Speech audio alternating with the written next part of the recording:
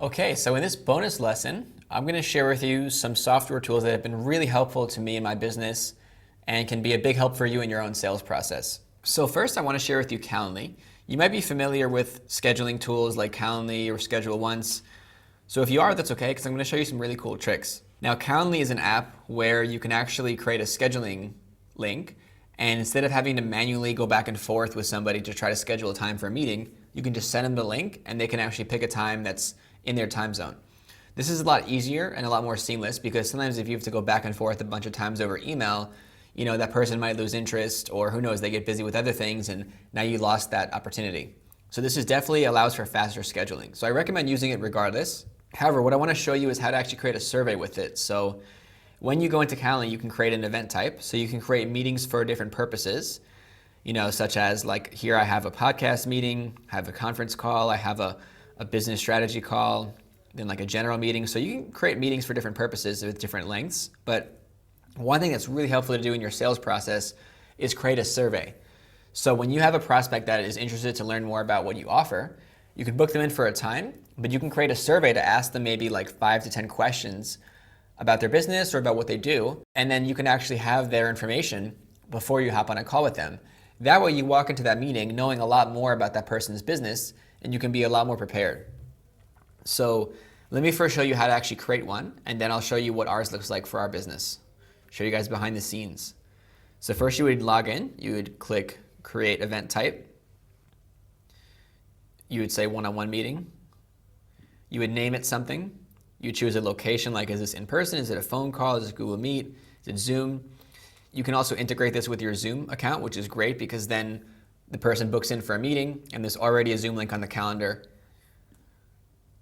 Then you can put description or instructions, which is what the person on the other end would see when they're booking in. And then once you actually create the meeting event, there's two cool things you can do. Let's see here.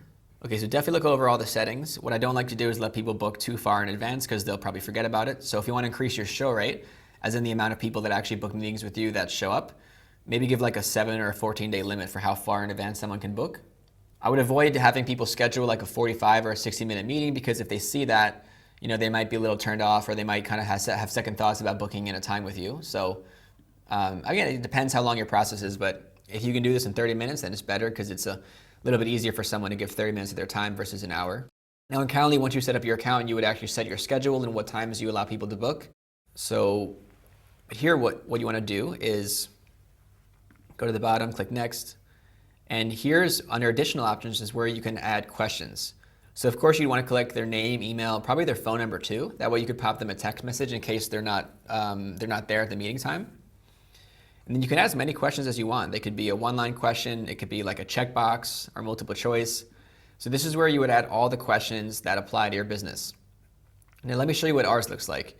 You're probably wondering, what should I ask about their business? Well, don't just ask questions for the sake of asking questions because then you're just making that person do a lot of work for no reason. But try to be really intentional about these questions. Now, you can ask questions for really two reasons. You can ask questions to either qualify that person. So let's say that in your business you don't work with startups and you want to avoid having meetings with those people. You could ask a question like, how much revenue does your business do? Or are you guys a brand new business or not? And then if you see that somebody says, oh, I'm a startup, then you can email that person and cancel the meeting. You can say, sorry, it turns out we actually aren't able to, help you, or we're not a good fit for each other. And now you just saved yourself a whole 30-minute call because you actually qualified them on the front end. So yeah, a big part of sales is time management, making sure you're spending time with the right prospects. So using the survey is a great way to actually qualify prospects. And if there's any key criteria in your business as far as, what doesn't make a good prospect, you can definitely use the survey on the Calendly link to filter that out. The second reason would be just if you want to ask more questions and information, just so you could be more prepared for that meeting and kind of know a little bit more like what you're walking into, or even get some ideas on how you can help that person. So that's, again, the two ways you can kind of use the questions on a survey form to set yourself up for a successful meeting. Because it's not just about booking a bunch of meetings, it's also about, having successful meetings and having many of those turn into hopefully paying clients, right? So this will help you loads. To give you an example of what a qualifying or an information gathering question could look like, let me go over to my calendar and I'll go over to the booking page so that you can actually see what this looks like on someone else's end. And you can also see the questions that we ask people when they try to book in with me. So again, as you probably know by now, we sell consulting services for lead gen and B2B sales. So all the questions I'm asking people, it's people that are interested in that service. So of course they put their contact information, and then I ask them to describe their business. What do you sell, at what price, to who? That way, it just saves time in the meeting. I don't have to ask them all the basic stuff because I already see it in their form. I ask them what their average revenue is because we typically don't work with startups that are at zero revenue. We usually work with people that already have an idea, they have a business, they have clients, and they just want more sales and help scaling up. So if somebody writes that they're at zero revenue, then that might be a reason for us to cancel the meeting, to just not waste either person's time, really. I ask them what is their target revenue for the next 12 months. Someone that says, oh, we want to get to 10,000 a month versus someone that says we want to get to 5 million next year. Totally different prospect. It's definitely something that I'd like to know walking in because, it's a different type of approach to the meeting. We ask them here, what do you feel could be the biggest obstacle to hitting their revenue goal? So we're asking them actually about their problems, which again helps me prepare for that meeting because now I know what we need to talk about and what I got to focus on, to get that person really interested to move forward. So we really actually go very hard on the qualifying them side. So we ask them on a scale of 1 to 10, how committed are you to investing into your business if you like what we do and if it's a good fit? You don't have to copy my questions. This is definitely customized to your business, but I'm just trying to show you examples. The reason we do this is because we get a lot of people that are startups that apply to work with us, and it's just not really, who we help. So we try to make sure that they actually have the budget in their company to hire us first. And we even go a step further, and we say, hey, our minimum fee to start working together is $3,000 to $10,000. Would you potentially be able to invest $3,000 into your business if you find the right opportunity? That way, we're literally asking people straight up, hey, are you able to at least invest this in your business? Because if you can't, there's no reason for us to meet and talk about our services.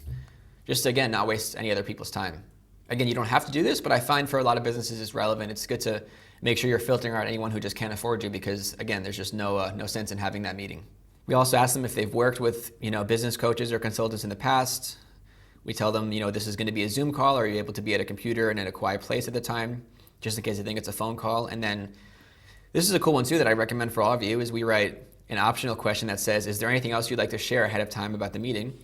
And some people leave this blank, but some people will actually write a lot about, why they wanted to meet us or maybe even where they found us. And that's all good information for us to store too. So yeah, that's an example of what a form could look like in action. Of course, the questions, should be different for your business, but hopefully you have a good idea for how you can maybe qualify a lead and also some really good questions to help you gather information and prepare for that meeting. So that's Calendly. Definitely recommend you use it. An absolute great tool. Another tool I'd like to show you guys is Miro. And Miro is basically like an online whiteboard. And you can use Miro for a lot of things in your business. You could use it in sales if you're trying to plan out a marketing campaign.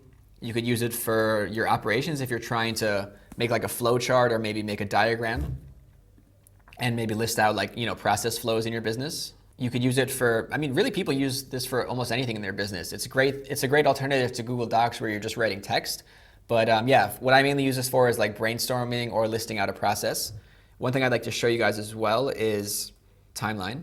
So I find it's really helpful if you can show a potential customer a visual process of what it's like to work with you. And this may or may not be relevant to what it is you sell, but for a lot of people it is. But yeah, sometimes the tough thing about sales is we're explaining something to a person and they can't always really visualize it or understand it, especially if they're hiring, a contractor or an agency for something that they've never, done before, right? So if that's the case, it's really helpful to help the person visualize what it is you're actually going to be doing with them. So here what I did for a sales consulting client in the past is I laid out a whole timeline for the year on Miro. We had phase 1 of the project, phase 2, phase 3, phase 4. And we even hired a brand strategy company earlier this year, and they did the same thing, and I really loved it. They showed us the timeline and what's going to happen at each step. And if you can do something like that in your sales process, it just makes the client feel way more comfortable for a couple reasons because, whenever we're buying something, our biggest fear is making a bad decision, right? And that's your prospect's biggest fear, especially if you're asking them to invest a lot of money, like $5,000, $10,000 or even a lot more. Their biggest concern is, I don't want to make a bad decision. I don't want to waste my money. Especially if you're selling something very intangible, like a marketing service or a creative service, it's really helpful to just try to help make it as tangible as possible. And that's why Miro is a great tool for that, having a visual whiteboard. Not only is it great to help the client know what to expect when you show them, a visual representation of what it's like to work together, But it also shows you're professional, right? It shows them, like, okay, this person's actually done this before. This person actually has a process. If you're just talking about what you do, it's kind of easy, the person might be thinking like, well, has this person ever done this before? But if they see that you have this very detailed process, it kind of shows them like, okay, this person has clients and they've done this before and they know how it works. And definitely gives us a much more professional vibe. Again, this is just one way I love to use Miro in the sales process, but you can use this for anything. You can use this for, diagramming systems or like flow charts in your business. You can use it for sales presentations like I'm showing you here. You could really use it for a lot of different purposes, and it's one of my favorite tools. Or just in general, brainstorming, mind mapping, anything like that. So that's it. Those are two tools that I use a lot in my business. Other than that, people always ask me like, what do we use to manage our projects or our team? And honestly, a lot of our business is just run off of Google Drive, Google Docs, Google Spreadsheets. I think, this is just me personally, but I think unless you have a pretty big team, like maybe 10, 20, 30 plus people, I don't think you really need to go with like a fancy project management tool like Asana or ClickUp. I used to use it in the past and it's definitely super helpful, but I think if you only have a few people on your team and you're not, at that scale where you have like 20, 30 people yet, then it's kind of just overcomplicating things. So totally a personal preference, but yeah, I like to just keep things simple and use Google Spreadsheets and Google Docs for a lot of what we do. Especially for the lead gen stuff that we showed you guys in this course. Best thing you can do to, organize your campaigns is just have a Google Doc. A Google Doc with all the copy and all the templates. And you can also keep, kind of notes on like what the campaign is and how it's going. So we also, use Google Docs just to kind of keep track of, the campaigns we're running and the results we're getting, and then we can go back and see what worked. All right, so those are some of the tools that have really helped me in my business. Hope you can try them out and see if they work for you, and best of luck.